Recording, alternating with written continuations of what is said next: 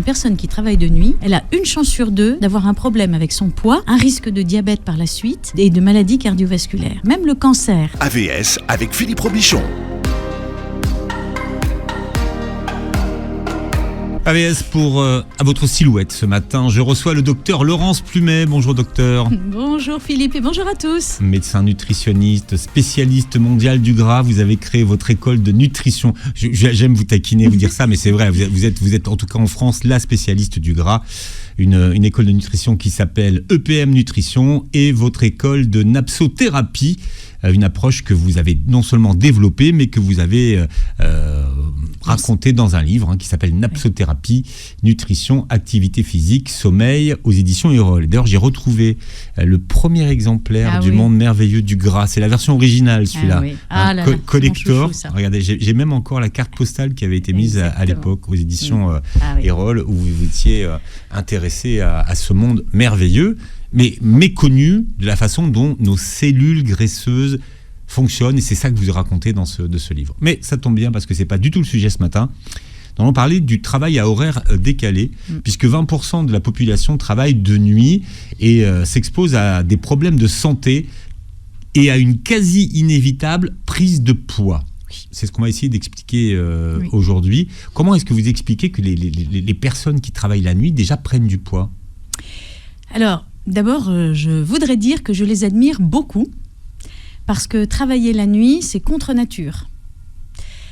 Nous sommes conçus, pensés pour travailler le jour et dormir la nuit. Donc faire l'inverse, c'est contre nature pour le corps, c'est un stress pour le corps.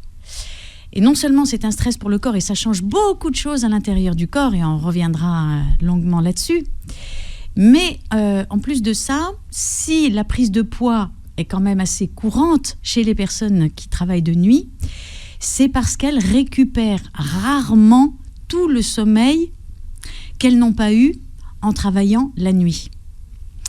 Même si elles dorment le jour, elles ne rattrapent pas aussi bien et autant le sommeil perdu. Même à durée de sommeil égale. C'est rarement égal, en fait.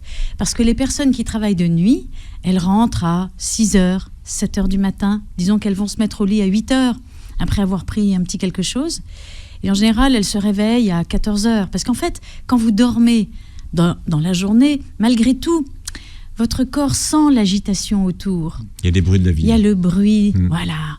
Il y a la lumière. Bon, donc il faut vraiment s'enfermer dans un cocon hyper silencieux et hyper sombre pour pouvoir dormir 8 heures, comme on le ferait beaucoup plus facilement la nuit. Donc il y a un déficit de sommeil qui est chronique et qui finalement va faire bien plus qu'une simple fatigue. Ça va changer les comportements et les sécrétions hormonales. D'où les problèmes de santé qui sont assez fréquents chez les personnes qui travaillent la nuit. Moi, je dirais qu'une personne qui travaille de nuit, elle a une chance sur 2 d'avoir un problème avec son poids, un risque de diabète par la suite et de maladies cardiovasculaires. Même le cancer pour les femmes jeunes il y a des études, est reconnu. Voilà. Il y a des études qui valident ce que vous dites, Laurence. À noter que certains le font par choix de vie, de travailler la nuit parce que ça les arrange, parce qu'ils aiment bien, parce qu'ils sont... Voilà, ils sont alertes la nuit, et puis il y a d'autres qui le font parce qu'ils sont obligés, parce qu'ils n'ont pas le choix, parce qu'il faut faire tourner le service. Bien sûr, voilà. Vous dites le mot magique, c'est service, effectivement. Moi qui suis professionnelle de santé, je sais très bien qu'à l'hôpital, c'est 24 heures sur 24, parce qu'on doit s'occuper de nos patients. Donc je suis très reconnaissante envers les infirmières qui, effectivement, souvent n'ont pas le choix. Elles travaillent de jour, elles travaillent de nuit, c'est des rotations, mais il faut bien le faire. Les infirmières, les aides-soignantes, les médecins, les chirurgiens, il faut tous être sur le pont en permanence. Également les gens qui travaillent dans la sécurité, les pompiers, les policiers, les gens qui travaillent dans la production. Bon, donc soit on peut les taxis aussi. Donc, les chauffeurs de taxi. Oui. Il y en a qui en font le choix en fait, parce que la nuit ça circule beaucoup mieux. Parlons de Paris, puisqu'on est à Paris. Bon, c'est vrai que la circulation dans la journée, c'est devenu quelque chose d'impossible. Il y a des taxis qui préfèrent travailler la nuit parce que ça va beaucoup plus vite. C'est calme, c'est tranquille, voilà. Et je connais des chauffeurs de taxi qui sont bien bedonnants et bien malades, et je connais des chauffeurs de taxi qui sont super, minces, musclés, tout simplement parce que, ils savent s'organiser. Et c'est ça que je voudrais transmettre. Non pas dire aux gens arrêtez de travailler la nuit parce que c'est mauvais pour vous, c'est de dire continuez de travailler la nuit si vous le souhaitez ou si vous ne pouvez pas faire autrement, mais je vais vous donner les conseils pour que vous puissiez rester en bonne santé. On va quand même parler de l'impact du travail de nuit sur les fonctions du corps. Qu'est-ce qui se passe quand on travaille la nuit ? Alors, déjà, voyons en quoi le sommeil est nécessaire. Hein, et en quoi la privation du sommeil est délétère. Je vais faire un petit détour avant de répondre à votre question, Philippe. Vous me connaissez. J'adore. Quand on dort, oui, Laurence. Oui. C'est une succession de 6 à 7 cycles d'1h30. Bon. Le sommeil du début de nuit, il récupère de la fatigue physique. Le sommeil de la fin de nuit, qui est très riche en sommeil paradoxal, il récupère de la fatigue mentale et des capacités cognitives de mémorisation et de concentration. Donc déjà, de facto, quelqu'un qui ne dort pas la nuit et qui récupère comme il peut le jour, eh bien c'est quelqu'un qui va se sentir fatigué chroniquement, la fatigue physique, et qui aura des problèmes de mémoire, de concentration, du fait même d'avoir un peu pris sur ce sommeil de nuit qui était indispensable pour assurer ses fonctions. Bon, ensuite, la prise de poids. Vous me disiez, pourquoi ça fait grossir ? Travailler la nuit, oui. Que de travailler la nuit. Parce qu'en fait, quand vous êtes en privation de sommeil, du fait que vous ne récupérez pas aussi bien le jour, il se va se passer 3 choses dans votre corps. D'abord, pour le cerveau, c'est un stress. Lui, il est habitué à dormir la nuit, donc être là, les yeux ouverts, avec la lumière bleue en pleine poire, et être obligé de travailler, c'est contre nature pour lui. Donc, premièrement, il va sécréter une hormone qui s'appelle le cortisol, qui permet à la personne qui travaille de nuit de rester en forme. Or, ce cortisol, d'accord, même si on la connaît sous le nom d'hormone du stress, celle qui nous permet de tenir vaillamment avec l'adrénaline, elle a quand même un défaut, c'est qu'elle stimule le développement de la graisse abdominale profonde. D'ailleurs, on le sait, quand les gens sont sous corticoïdes, vous savez, ces anti-inflammatoires, pour une raison de maladie inflammatoire, voilà. Vous le faites très bien, ils se mettent à grossir. À gonfler. Oui, ils gonflent parce ouais. qu'ils font de la rétention d'eau, ouais. Mais ils grossissent aussi du fait même de l'accélération du développement de cette graisse abdominale profonde. Donc là, quand on est en manque de sommeil, c'est comme si on se shootait aux corticoïdes, tout seul. Pas sous forme de médicaments, mais parce que le corps va en fabriquer beaucoup plus, parce que le corps est stressé. Voilà, et de 1. Et de 2, quand on est en manque de sommeil chronique, ça change les comportements alimentaires. Parce que le corps va concevoir cette fatigue, il va l'assimiler à une baisse de glycémie, si vous voulez. Donc il va pousser à manger des féculents, il va pousser à manger du sucre. Et ça, tout le monde l'a expérimenté. Quand on est fatigué, qu'est-ce qu'on fait ? On va dans la cuisine, on ouvre le placard et on prend du chocolat. On est attiré beaucoup plus par le sucre quand on est fatigué que quand on a son content de sommeil et qu'on est en pleine forme. Voilà. 3e chose, quand on est fatigué, est-ce qu'on a envie de faire du sport ? Non, on a plutôt envie de rester chez soi. On a travaillé pendant toute la nuit, on rentre, on dort, on se lève à, disons, 14-15 heures. On profite de l'après-midi pour aller chercher ses enfants à l'école, pour profiter de sa petite famille, de sa maison, de je sais pas quoi.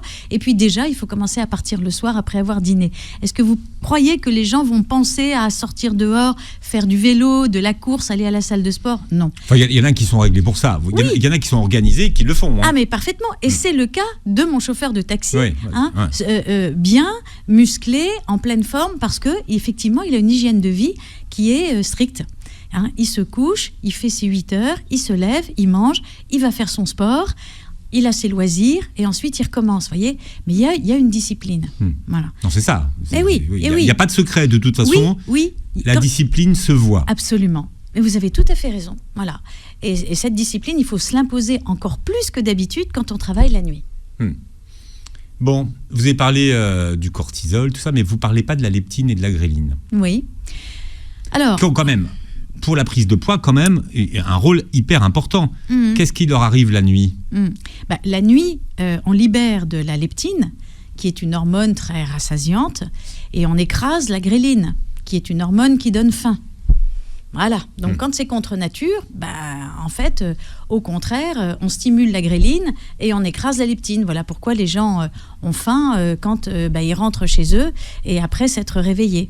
Quand je vous dis que c'est contre nature, on bouleverse tout. On bouleverse tout. On est basé sur ce qu'on appelle un cycle circadien. Oui, tout à fait. Mais ce qui veut dire que si on travaille la nuit, oui. Ça veut dire qu'on inverse son cycle circadien. Oui. Alors, qu'est-ce qu'un un cycle circadien. Après, on parlera du cycle circadien. Voilà. Mais d'abord, on va parler du cycle, Laurent. En fait, dans notre corps, nous sommes réglés pour fonctionner toutes les 24 heures. Chaque cellule, chaque hormone, chaque élément de notre corps est réglé sur un cycle de 24 heures, avec un haut, avec un bas, mais tout ceci recommence à l'identique toutes les 24 heures. Bon. Donc, quand nous arrivons le soir et que nous sommes prêts à aller au lit, à ce moment-là, il se passe des choses qui vont se mettre en action, en particulier la fameuse mélatonine, qui est une molécule qui est fabriquée par la glande pinéale qui se trouve au cœur de notre cerveau, juste derrière les nerfs optiques, et qui est en relation avec la luminosité. Quand ici nous sommes dans un studio très lumineux, nous écrasons notre mélatonine, donc ça nous maintient éveillés. Mais si vous éteignez la lumière, eh bien tout d'un coup, la mélatonine va se mettre à monter et nous allons commencer à bâiller et avoir envie de se coucher. Bon, mais néanmoins, elle a quand même son cycle et qui est lumière ou pas lumière, bref, elle a tendance à monter à partir de 23 heures. Elle atteint un pic maximal vers 2-3 heures du matin et ensuite elle va décrescendo vers 6-7 heures du matin. Autrement dit, les gens qui travaillent de nuit doivent lutter en permanence contre l'envie de dormir. Parce que la mélatonine, physiologiquement, elle ne demande qu'à monter. Et on l'écrase avec la lumière du service ou de l'usine dans laquelle on travaille. On la force à rester au plancher, vous voyez, pour rester éveillé. Voilà. Mais on contrecarre quelque chose qui est normalement naturel. Qui est normalement synchronisé. Exactement. En tout cas, sur des horaires de nuit et de jour. Tout à fait. Et il n'y a pas que la mélatonine. Il y a aussi plein d'hormones. L'hormone de croissance, qui ne sert pas qu'à la croissance des enfants, mais qui nous sert à nous en permanence. Nos cellules, elles ont besoin de l'hormone de croissance pour se diviser, etc. L'hormone de croissance, elle est sécrétée un maximum pendant la nuit. Vous voyez ? Bon, ben ça, c'est important à dire. Les hormones sexuelles féminines et masculines sont sécrétées au maximum au petit matin. On avait parlé, d'où les érections de ces messieurs. On ne va pas revenir sur le sujet, Laurence. Vous savez que, voilà. Donc, on a dit qu'on n'en parlait pas cette fois-ci. Mais non, ça explique l'érection du matin et les envies de petits câlins au lever. Voilà. Bon, donc il se passe plein de choses quand on dort. Et puis le cerveau, il se nettoie, il détoxifie ses neurones. Les neurones, ils enregistrent tout ce qu'ils n'ont pas pu enregistrer dans la journée. Donc vous voyez tout ce qui se passe quand on ne dort pas, on se prive de tout ça. Alors, la bonne question, c'est de se dire, mais quand je vais dormir le matin, est-ce que tout ceci se passe de la même façon ? Ben non. Voilà, comment le travail de nuit, mais aussi, on verra tout à l'heure par extension, le travail en horaire décalé pour ceux qui travaillent très tôt le matin ou qui travaillent l'après-midi, ce qu'on appelle le travail d'équipe, comment ça affecte la santé. Il y a des études qui ont été publiées, notamment pour savoir quel est l'impact négatif sur la santé. On parlait du cycle circadien tout à l'heure, de la synchronisation. Donc ceux qui travaillent la nuit sont donc désynchronisés. Est-ce qu'avec cette désynchronisation, ils recréent un autre cycle inversé ou c'est toujours la même chose qui se produit dans leur corps ? C'est-à-dire sur la production des hormones. Est-ce que quand on travaille 20 ou 25 ans ou 30 ans la nuit, on finit par inverser son cycle ? Alors effectivement, une personne qui va tout le temps travailler la nuit va finir par s'adapter. Le corps est merveilleux, il finit toujours par s'adapter. Mais le pire, ce sont les 3-8.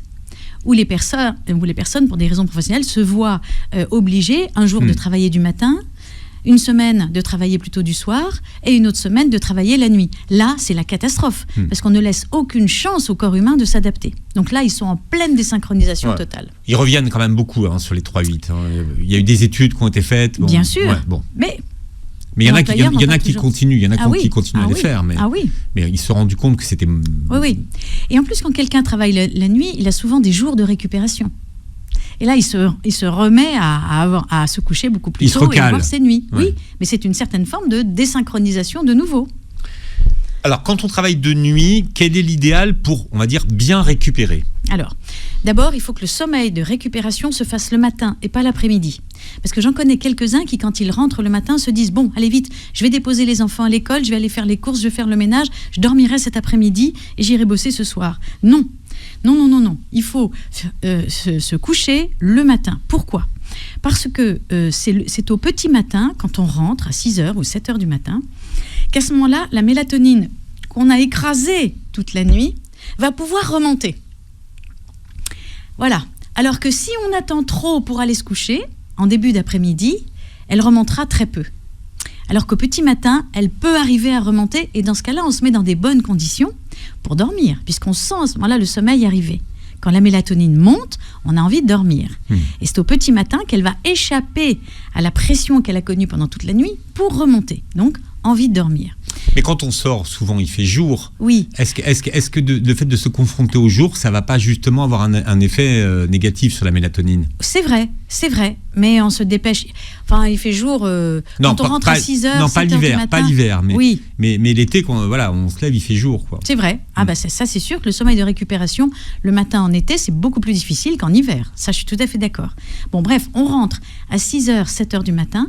Le cortisol aussi, vous savez que le cortisol, il remonte. C'est l'hormone qui nous réveille. Hein. Bon, donc on en a eu pas mal toute la nuit, mais il reste. Disons que quand la journée arrive, il va commencer à baisser.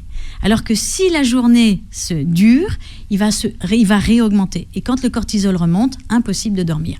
Bref, c'est vraiment entre 7h et 14h qu'on a la fenêtre idéale pour dormir de façon profonde. Voilà.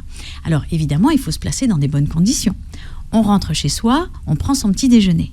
Alors pas un gros petit déjeuner parce qu'on va se coucher après. Vous savez, il ne faut pas que la digestion soit difficile. Bon. Donc on prend un petit déjeuner léger. Alors pas de café. Ben oui, le café on le prend quand on commence sa journée. Mais surtout pas de café ni de thé quand on va aller se coucher. Parce que là, on n'arrivera pas à fermer l'œil. Donc on prend plutôt une tisane pour dormir. On prend une tisane pour dormir, on prend du pain, des biscottes, un fruit, un petit yaourt et hop, au dodo. Ensuite, on se met dans une chambre fraîche, vraiment sombre et la plus silencieuse possible. Si on a le choix d'être côté jardin plutôt que côté rue, il faut choisir côté jardin. Ou alors se mettre des boules caisses ou écouter un podcast pour s'endormir. Mais allez hop, c'est parti. Voilà. Là, on est dans des bonnes conditions, on a pris une petite douche, voilà, on est bien, on se glisse dans son lit. C'est parti, idéalement pour 8 heures. Bon. Ensuite, on se réveille, il est 14-15 heures. Bon. Là, il faut manger. En fait, il faut conserver le rythme des 3 repas par jour. Le corps est déjà perdu par ce qui lui arrive. Il faut au moins conserver des repères qui lui parlent. Donc, en fait, quand on va se réveiller vers 14-15 heures, on va prendre le déjeuner et non pas le petit déjeuner. Voyez ? Donc, on prend le déjeuner, alors quelque chose de léger, d'accord ? On peut se faire une omelette, salade verte, un bout de pain, un bout de fromage, un fruit. Et l'après-midi, vraiment, là, il faut aller se dépenser. Il faut vraiment aller se dépenser. On a eu 8 heures de sommeil, c'est bon. Allez, hop, maintenant, on met le turbo. Et on va aller marcher, on va aller courir, on va aller faire du sport. On va se sentir bien, quoi. Voilà. Ensuite, étant donné qu'on reprend son travail vers 21h, 22h, quelque chose comme ça, on va dîner pas trop tard, à 20h, ce qui fait qu'on aura sauté la collation de l'après-midi. Vous avez bien remarqué, hein ? Pas de goûter. Mais non, voilà. Pas de goûter l'après-midi puisqu'on a pris son déjeuner vers 14-15 heures. Donc ensuite, le dîner suit à 20 heures, un dîner tout à fait normal, et c'est parti pour travailler. Et ensuite, quand on travaille, tout le monde a un énorme coup de barre à minuit, 1h du matin. Ça, c'est normal. À ce moment-là, on fait la pause et on prend le goûter qu'on n'avait pas pris l'après-midi. C'est à ce moment-là qu'on va le prendre. On va prendre une petite collation, un truc sympa. Voilà, les femmes aiment bien faire... celles qui travaillent dans les services de santé vont récupérer des fromages blancs, des compotes, vous voyez, un petit morceau de pain, un petit morceau de fromage. C'est un truc, histoire de faire la coupure en milieu de nuit, voilà, et de faire un petit break. Et puis ensuite, on reprend son travail et on enchaîne ensuite par le petit déjeuner avant d'aller se coucher. Voilà. Ce que vous dites, ce qui est très important, c'est de conserver le rythme au moins des 3 repas. Oui, parce que je connais beaucoup de gens, et ce sont ceux qui ont des problèmes de santé, d'abord qui ne dorment pas autant, et puis surtout qui ne mangent pas de façon équilibrée et rythmée. Autrement dit, ils sont dans le grignotage en permanence. Quand ils se réveillent, ils vont grignoter toute l'après-midi.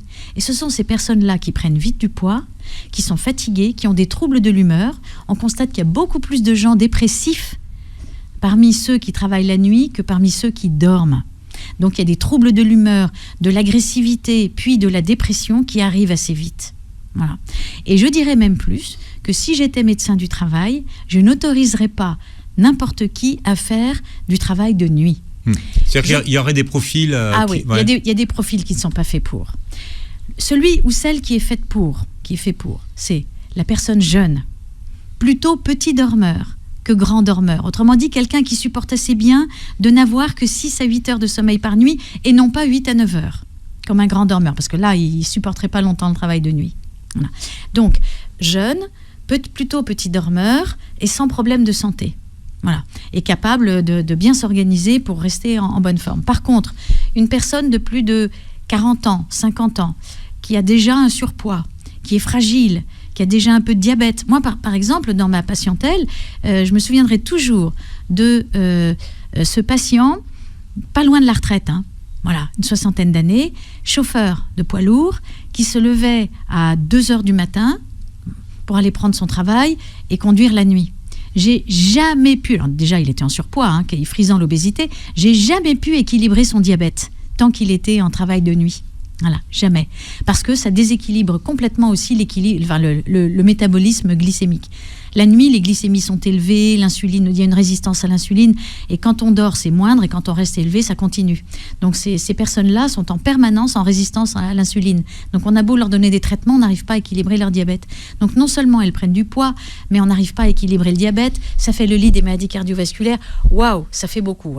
Donc encore une fois... Et quand il a été retraité, est-ce que vous avez... mais je lui ai dit, prenez votre retraite anticipée, sinon vous allez perdre votre santé. Donc il m'a écouté, il s'est mis à la retraite, et après ça a été. J'ai réussi à le faire maigrir, j'ai réussi à équilibrer son diabète, et il était heureux comme tout. Il avait enfin une vie normale. Il a mis un petit peu de temps avant de retrouver un sommeil normal. Parce que quand on s'habitue à travailler de nuit, c'est assez dur de retrouver une vie normale après et de s'endormir direct à 22h. Mais bon, il faut laisser le temps au corps. Le corps a des capacités d'adaptation phénoménales. Comment est-ce qu'on explique que certains travailleurs semblent mieux s'accommoder du travail de nuit que d'autres ? Eh bien, voilà. Jeunes, en bonne santé, petits dormeurs et une bonne discipline de vie dans la journée. Voilà. Ce sont ceux qui le vivent le mieux. Alors après, le problème, c'est la vie sociale. Oui. Alors, oui, bien sûr. Bien sûr. Surtout, moi, je connais des couples où la femme travaille le jour et l'homme travaille la nuit. Donc, quand il rentre le matin pour se coucher, elle va travailler. Donc, c'est compliqué quand même. Il y a des couples où ils ne se voient pas, ils se croisent. Mais c'est un choix. Alors, peut-être que ça peut... Non, il y en a plus qu'on imagine en plus. Mais oui, mais bien sûr. Moi, je pense qu'il ne faut pas passer sa vie à travailler de nuit. Je pense franchement, on saute des années d'espérance de vie. C'est ce que les études prouvent aussi. Oui, on raccourcit sa vie. On dit que c'est 5 ans de vie. Oui, on raccourcit sa vie. Donc, si on ne peut pas faire autrement, faisons-le pendant quelques années. Mais ensuite, redonnons-nous les chances, parce que notre santé nous appartient aussi. Et je pense qu'à ce moment-là, il faut se dire, bon, allez, j'arrête, et maintenant, soit je change de boulot, soit je demande ma mutation pour travailler de jour et plus de nuit. Oui, la question, c'est comment éviter les dégâts, quoi. C'est ça, et les limiter. Oui, et je crois que, de toute façon, le corps parle. Le corps parle. À partir du moment où on commence, qu'on commence à avoir des problèmes de santé, là, il faut dire stop. Mon corps est en souffrance, donc il faut que je m'arrête, voilà. Quelqu'un qui prend du poids, mais surtout quand on voit la glycémie qui monte, la tension artérielle qui monte, le cholestérol qui monte aussi, ça veut dire attention, c'est signal d'alarme. Le corps est malheureux, on est en train d'abîmer sa santé. Donc là, peut-être que si on a déjà fait 5 ou 10 ans de travail de nuit, il est peut-être temps de raccrocher. Les gens, ils font beaucoup plus que ça. Mais oui. 5 ou 10 ans, c'est... Mais c'est pour ça. Mais vous savez, parfois, on banalise. On a l'impression que c'est juste un problème de fatigue, en fait, le travail de nuit, vous voyez. C'est juste un problème de fatigue, je vais récupérer le week-end. En fait, on se dit ça, ou pendant mes jours de repos. Mais on ne se rend pas compte de tous les dégâts que ça fait quand même dans le corps humain. Donc, si on a le choix, vraiment... Je sais aussi, le travail de nuit est mieux payé, c'est vrai. Mais la réalité, elle est là. Oui, mais oui, il y a des gens qui le font aussi pour mieux gagner leur vie. C'est d'abord un choix économique. Bien sûr, mais on n'a qu'un seul corps et on n'a qu'une seule vie. Donc peut-être qu'à un moment donné, faisons-le, mais ne le faisons peut-être pas trop longtemps. Et écoutons notre corps. Alors qu'est-ce que vous dites à ceux qui disent « je rattraperai ce week-end » ? Je me reposerai ce week-end. Pendant les jours de repos ? Ouais. Ben oui, évidemment, ils ne vont pas continuer de ne pas dormir la nuit. Mais est-ce qu'on peut rattraper une dette de sommeil ? Non. Quand le mal est fait, il est fait. Bien sûr. Alors, le week-end, déjà, c'est pas évident de rattraper le week-end et d'avoir des bonnes nuits de sommeil quand 3 jours dans la semaine, on n'a pas dormi pendant 3 nuits. C'est pas évident, mais c'est toujours mieux que rien. C'est toujours mieux que rien. Donc, on peut toujours le faire. En fait, il faut s'écouter, quoi. Quand on est fatigué, on va se coucher et puis point barre. Voilà, aujourd'hui, nous parlons du travail de nuit et des effets des horaires décalés également sur notre santé avec le docteur Laurence Plumet. Vous disiez tout à l'heure que finalement, le travail de nuit n'est pas fait pour tout le monde. Tout le monde n'a pas la capacité de tenir le coup. Et effectivement, il faut quand même avoir il y a un profil. Ah, tout à fait. C'est quand même une épreuve pour le corps. Donc, il faut être jeune, il faut être costaud, il ne faut pas avoir de problème de santé pour pouvoir affronter le stress du travail de nuit. Alors, on parlait du travail de nuit, mais il y a aussi ceux qui travaillent tôt le matin. Eh oui. Voilà, oui. Qui se lèvent très tôt pour travailler très tôt, c'est-à-dire embaucher vers les 3 ou 4 heures du matin. Oui, et même les présentateurs radio ou à la télévision qui sont sur le plateau à 6 heures du matin. Ah non, mais 6 heures, c'est tard. Non, moi, ce qu'on appelle les matinaliers, voilà. Ils arrivent 3h30, 4h. Oui, bien sûr. Je peux dire quand on se lève le matin, oui. 1 heure, c'est tout de suite, c'est une différence. Hein. Ah oui. Oui. Donc, ils se lèvent à 3h du matin. Voilà.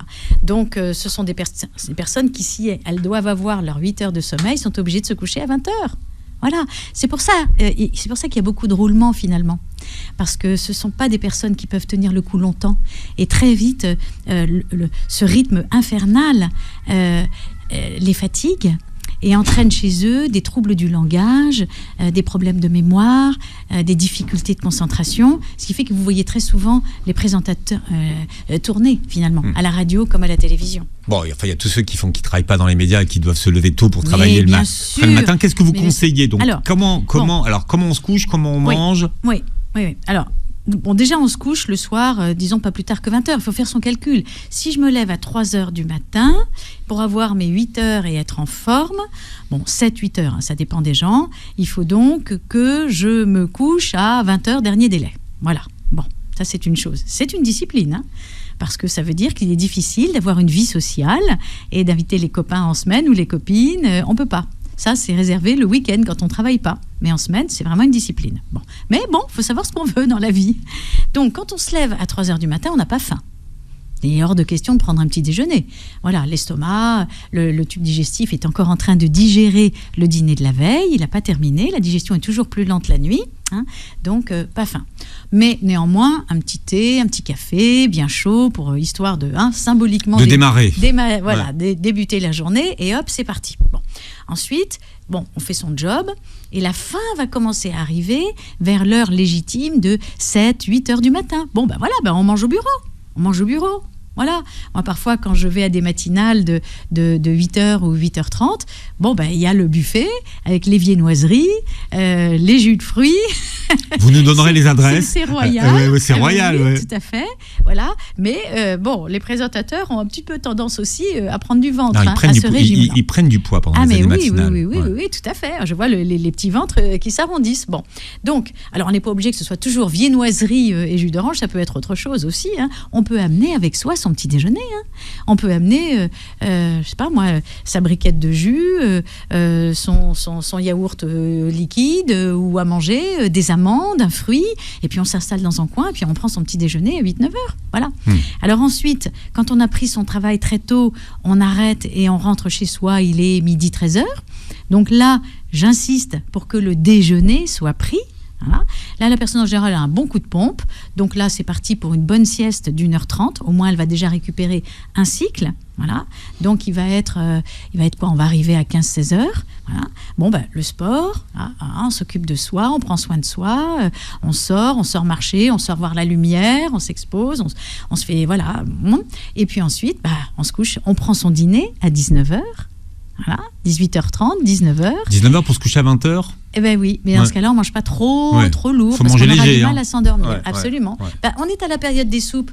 Une bonne soupe avec une tranche de jambon ou autre chose. Hein.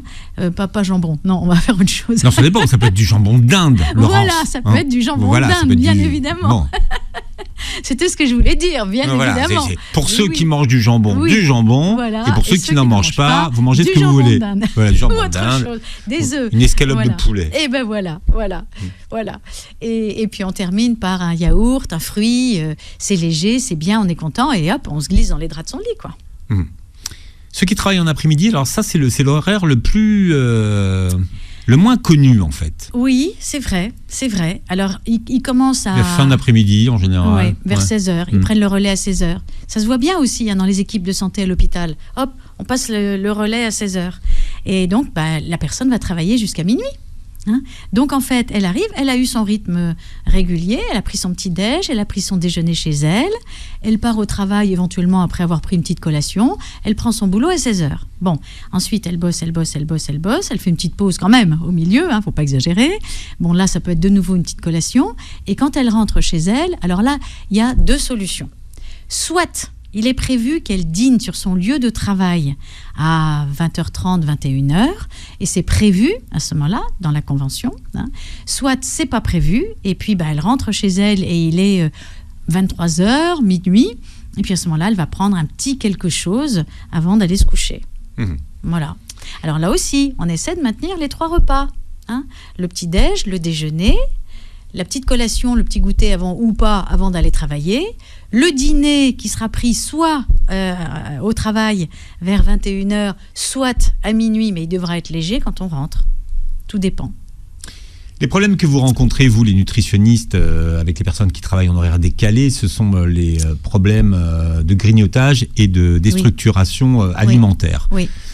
Les grignotages, c'est compliqué à combattre. Parce que souvent, quand vous travaillez la nuit, vous avez un coup de mou.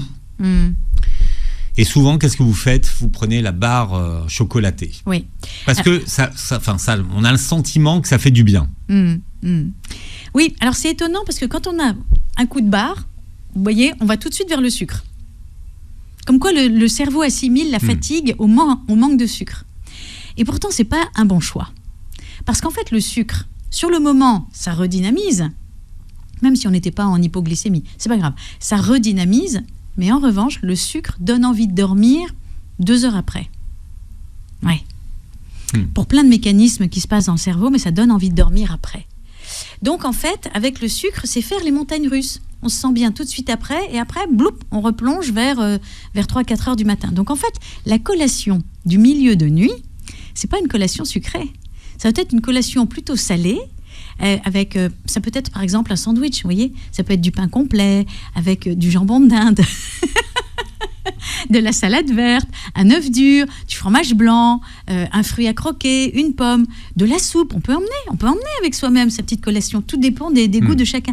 Mais franchement, on évite les boissons sucrées, genre soda et compagnie. On évite le chocolat. Énergisantes, hein, parce que moi j'en connais qui tournent au Red Bull ou à la boisson vitaminée, hein, la nuit. Alors là, ils ont haute dose de vitamine C et de caféine. Voilà. Donc ça, c'est vraiment... Et en plus, c'est très dangereux. Enfin, c'est très dangereux. Surtout pour les sportifs, ceux qui prennent du Red Bull pour parce que le cœur bat déjà beaucoup plus vite, mais alors avec ce type de produit, il bat encore plus vite. Et on a vu des troubles du rythme cardiaque qui sont plutôt mal terminés avec ce genre de boisson consommée par des sportifs en pleine action.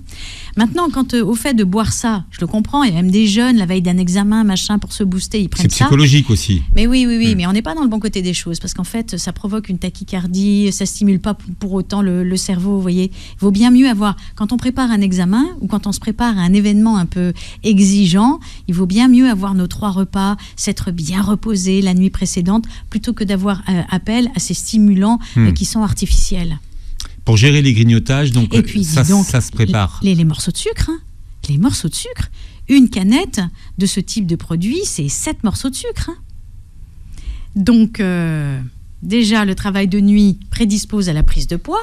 Si en plus vous êtes dans le grignotage sucré pendant la nuit et quand vous êtes chez vous l'après-midi, vous prenez 3 kilos par mois. Hein. Non, ce que je disais, c'est pour les anticiper. Finalement, Laurence, le secret, c'est de préparer sa gamelle de collation, en fait. Tout à fait. Comme ça, au moins, on sait ce qu'on va manger. Absolument. Et si on le prépare soi-même, on sait ce qu'il y a dedans. Tout à fait. De l'organisation, de la discipline. On en revient toujours à la même chose. Bien, la Napso, donc, c'est vous qui avez inventé la Napso. Donc, 3 disciplines en une. Oui. Hein, oui. Avec des formations, actuellement, vous formez des praticiens en napsothérapie. Oui, tout à fait. Et pas seulement des professionnels de santé, mais aussi des non-professionnels de santé. D'ailleurs, la plupart de mes élèves sont des non-professionnels de santé, mais ils ont tous comme point commun d'avoir envie de s'investir dans l'aide à autrui. Voilà. Ils sont formés au conseil en nutrition, dans le domaine de l'activité physique et dans le domaine du sommeil. C'est ce que veut dire NAPSO, nutrition, activité physique et sommeil.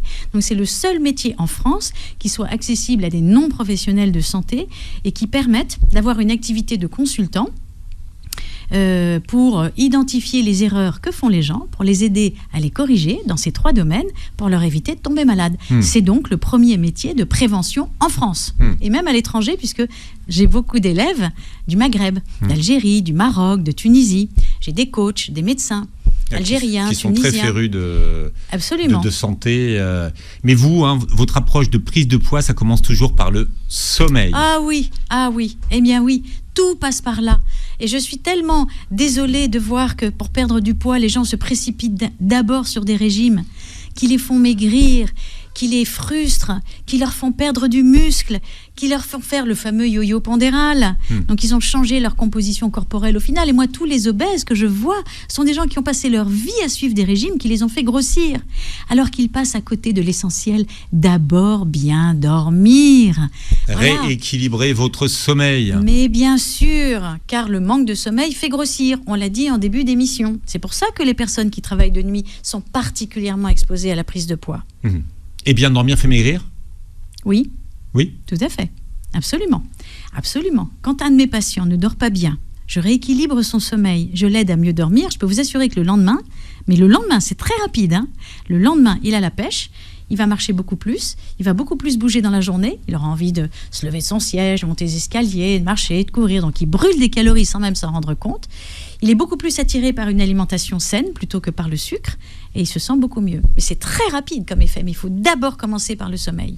Et c'est ce que j'enseigne dans ma formation, c'est prenez toujours en compte le sommeil avant de vous occuper de quelqu'un par l'alimentation, le sommeil. Napsothérapie.